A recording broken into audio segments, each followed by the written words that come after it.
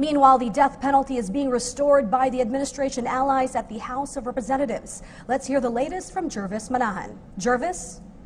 Despite some opposition from several lawmakers, the majority approved the imposition of capital punishment via a voice vote. Prior to its approval, it has been a lengthy period of amendments here in the Batasang Pambansa. Congressman Edsa Lagman insisted that the maximum penalty should just be lowered to death, from death to reclusion perpetua. However, Justice Committee Chairman Managay Umali pushed for an omnibus rejection to all amendments, proposing the abolition of death as maximum penalty as it defeats the purpose of the bill. After a series of amendments, most of which were rejected by the sponsor, anti-death penalty Congressmen Atienza and Lagman said they must have another round of roll call in the belief that they have already lost the quorum. Majority Leader Rudy Fariñas agreed to this, but threatened to terminate the period of amendments after. 227 congressmen responded to the second roll call, and the measure was eventually passed. The bill is now up for third reading, hopefully by next week. Results of the second reading vote is not usually overturned during the third reading, as the final reading is mostly ceremonial. However, the House version must have to wait for the Senate version before they can ratify it and have it signed by the President. Anti-death penalty congressmen said they will still exhaust some measures leading to the third reading. Buhay Party List Congressman Lito Atienza laments that the bill has been mostly railroaded, but they have options to explore. We're yet to hear from House Speaker Pantaleon Alvarez regarding this matter. And that's the latest news from the Batasang Pambansa. Back to you, Charles. Handa nang muli ang Philippine National Police na ipagpatuloy ang kanilang kampanya kontra iligal na droga. Ayon kay PNP Chief Ronald De La Rosa, ngayong binigyan na sila muli ni Pangulong Rodrigo Duterte ng go signal para ipagpatuloy ang kampanya. Magugulat na lamang anya ang mga drug lord kung kailan nila ito ipatutupad. Tiniyak naman ng hepe ng pulisya na masinsinan nilang sinuri ang mga pulis na magiging bahagi nito. Una nang hiniling ng Pangulo kay De La Rosa na mga tapat maglingkod sa bayan na pulis ang kunin para sa naturang kampanya.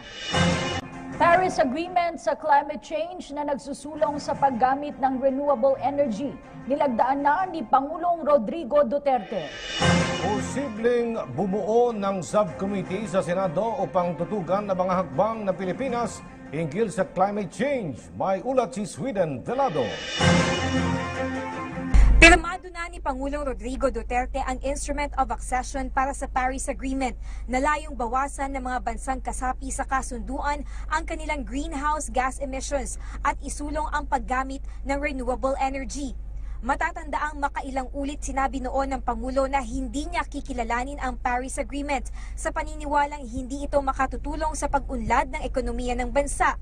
Subalit sa bandang huli ay nilagdaan din ang kasunduan matapos bumoto ang mga miyembro ng gabinete para paboran ang ratifikasyon nito. Ikinatuwa naman ito ni Senador Loren Legarda na personal na tinanggap ang nilagdaang dokumento sa kanyang tanggapan sa Senado mula kay Senior Deputy Executive Secretary Maynard Guevara. I'd like to thank the President for joining us in the call for climate justice, for feeling for the millions of climate refugees.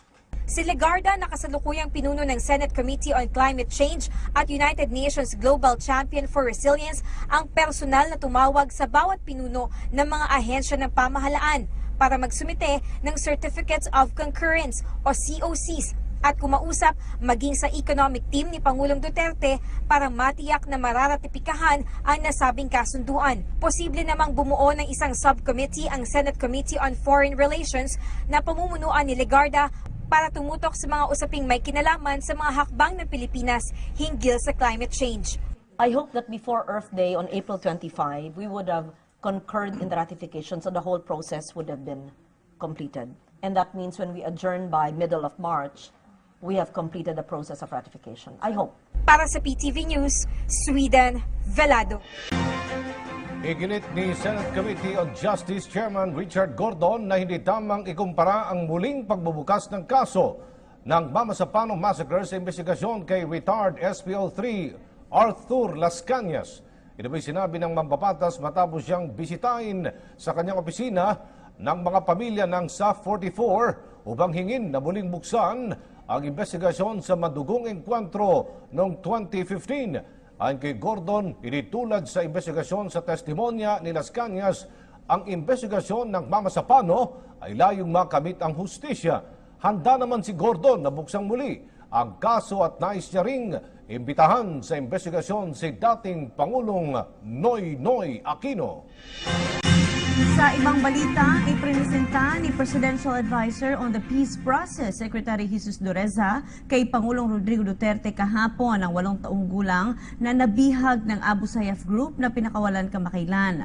Sa kanyang pagharap rin sa media, nagpaabot pa ng paumanhin ng Pangulo sa pamahalaan ng Germany kaugnay sa pagkamatay ng kanilang kababayan na si Jürgen Kantner sa kamay ng Abu Sayyaf. Nagbabalik ang aming kasamang si Rocky Ignacio.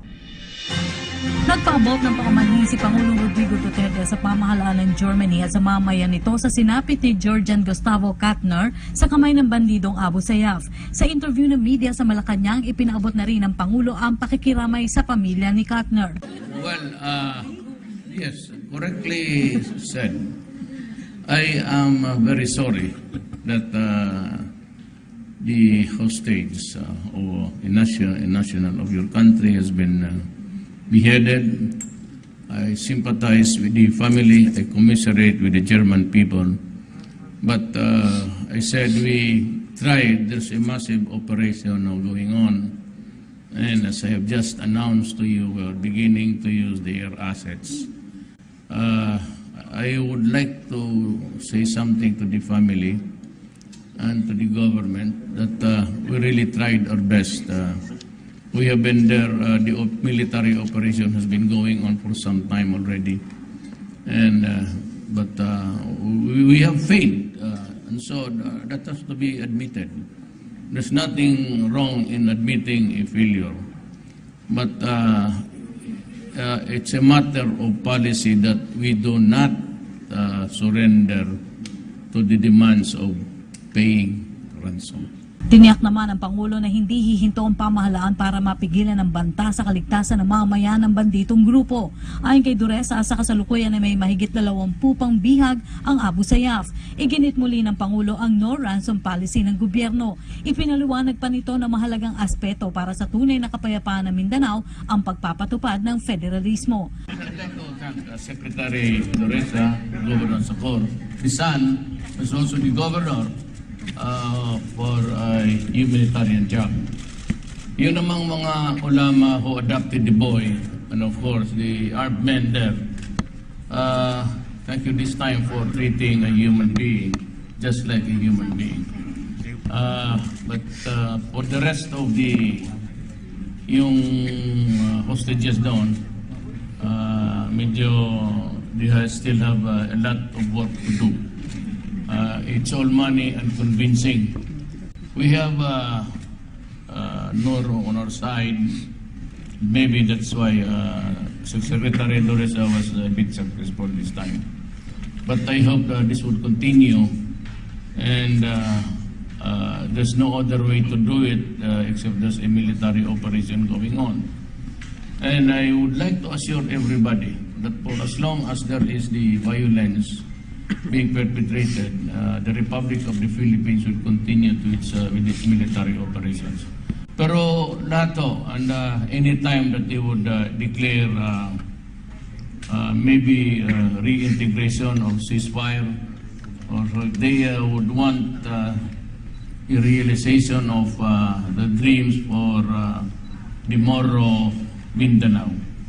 I have time and again reiterated also my desire to adopt a federal system in obedience to their prayers for a long time. Historically, even before the arrival of the Christians, Mindanao was already Islam. Sa kabila naman nito, ligtas na napalaya ang 8 taong gulang na bata na si Rexon Romok na dinukot kasama ang kanyang mga magulang na sina Elmer at Nora sa Zamboanga, Sibugay noong August 5, 2016. Sa Patikul Sulu na rescue ang bata kahapon sa tulong ng militar, lokal na opisyal at Moro National Liberation Front o MNLF. Kasama si Presidential Advisor on the Peace Process Jesus Dureza, dinala nito ang bata kay Pangulong Rodrigo Duterte. Sa kwento nito, naging errand boy ito ng banditong grupo. Nagpaabot na rin ng tulong ang pamahalaan pamahalaan sa pamilya. Pinasalamatan naman ang mag-asawang Pangulo sa pagbabalik na ligtas ng kanilang anak. Nagpapasalamat ako sa sa buong may kapal at saka kay President salamat. Maraming salamat po. Maraming salamat po. Salamat sa mga official ho. Nagpasalamat po kami kay mahal na Presidente at sa kanyang sekretary na si Secretary Durisa at saka sa Gobernador ng Hulo si Abdul Sakur Tan at si Toto Tan. Dahil sa kanila nabalik yung bata namin sa amin. Salamat po sa lahat. Para sa PTV News, Rocky Ignacio.